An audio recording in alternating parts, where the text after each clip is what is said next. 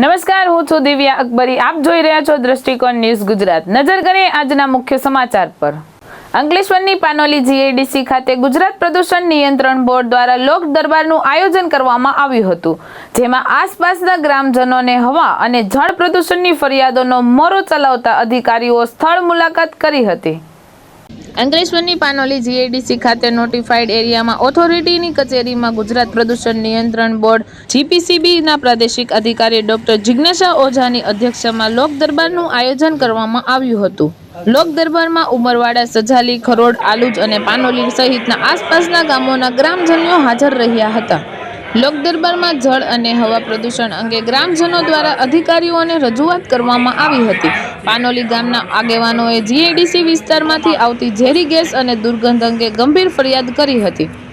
લોક દરબારના અંતે અધિકારીઓને તમામ ફરિયાદોની સત્તાવાર નોંધ લઈ સ્થળ તપાસ કરી જવાબદાર ઉદ્યોગો સામે કાયદેસરની કાર્યવાહી કરવાની ખાતરી આપી. નમસ્કાર, હું ડૉક્ટર જિજ્ઞાસા ઓઝા, પ્રાદેશિક અધિકારી ગુજરાત પ્રદૂષણ નિયંત્રણ બોર્ડ અંકલેશ્વરથી બોલું છું.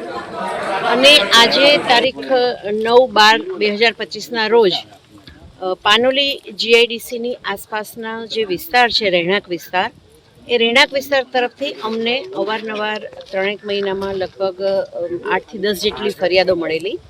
અને એ ફરિયાદોનું તો અમે તપાસ કરી અને નિરાકરણ લાવવાનો પ્રયત્ન કર્યો જ છે, પરંતુ ગ્રામજનોને વધારે પડતી તકલીફ ન પડે અને ભવિષ્યમાં એમને સ્વાસ્થ્યની સાથે કોઈ એવા ભયાનક ચેડા ન થાય, એ અનુસંધાને આજે અમે જીઆઈડીસી જે પાનોલી છે એનું એસોસિએશનના હોદ્દેદારો, જીઆઈડીસીના ચીફ ઓફિસરશ્રી, ગુજરાત પ્રદૂષણ નિયંત્રણ બોર્ડ અને ગ્રામજનો આજુબાજુના જે છે એના સરપંચશ્રીઓ અને ગ્રામજનો સાથે એક સંવાદ સાધવાની અમે કોશિશ કરી, જે અંતર્ગત આજે અમે પહેલાં તો મૌખિક રીતે પ્રશ્નોની ચર્ચા કરી અને ત્યારબાદ જીપીસીબી અને જીઆઈડીસીને એવું લાગ્યું કે ભાઈ ફિલ્ડ વિઝિટ પણ જરૂરી છે, તો એના રેફરન્સમાં અમે ગ્રામજનો સાથે જ્યાં જ્યાં એ લોકોને તકલીફ હતી કે ભાઈ અહીંયા પાણી આવવાની સંભાવના છે કે શક્યતાઓ છે કે લાઈવ ડિસ્ચાર્જ છે, એ દરેક જગ્યાની અમે તપાસ કરી છે. એમાંથી મોટા ભાગના જે પોઈન્ટ છે એમાં ડોમેસ્ટિક પાણી પ્રાથમિક દ્રષ્ટિએ જણાયેલ છે અને એની અંદર ખાસ કરીને સંજાલી ગામ અને આજુબાજુના વિસ્તારમાં જે કંઈ ઔદ્યોગિક એકમોના જે મજૂર વર્ગ રહે છે એના દ્વારા ઉદ્ભવતા પાણી હોવાની શક્યતાઓ છે. સાથે સાથે થોડા આગળ જતાં અમે એક ભરવાડવાસ ત્યાં આવેલો છે, એ ભરવાડવાસમાંથી પણ આ પ્રકારનું પાણી આમાં ભળતું હોય એની પૂરેપૂરી શક્યતાઓ રહેલી છે.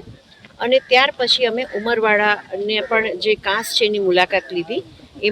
એમાંથી આ કાંસમાંથી એક સેમ્પલનો નમૂનો મેં લીધો છે અને એની પ્રાથમિક દ્રષ્ટિએ તો એનો કલર અને એની જે સ્મેલ આવે છે એના ઉપરથી એવું લાગે છે કે ઘરગથ્થુ ગંદુ પાણી હોઈ શકે, પરંતુ તપાસ બાદ અમે એના સાચા તારણ પર આવી શકીશું. અને સાથે સાથે ગ્રામજનોને એ પણ અમે અપીલ કરી છે કે ભવિષ્યમાં તમને ક્યાંય પણ લાઈવ ડિસ્ચાર્જ દેખાય તો ગમે તે સમયે અને ગમે તે દિવસે જીપીસીબી, જીઆઈડીસી અને એસોસિએશનને જાણ કરે. ત્રણેયની સંયુક્ત ટીમ સ્થળ પર આવી અને તપાસ કરશે અને એ જે ફરિયાદ છે એનું નિરાકરણ લાવવાનો સહૃદયતાથી પ્રયાસ કરશે. ધન્યવાદ. ધર્મેશ રાણા, દ્રષ્ટિકોણ ન્યૂઝ, અંકલેશ્વર.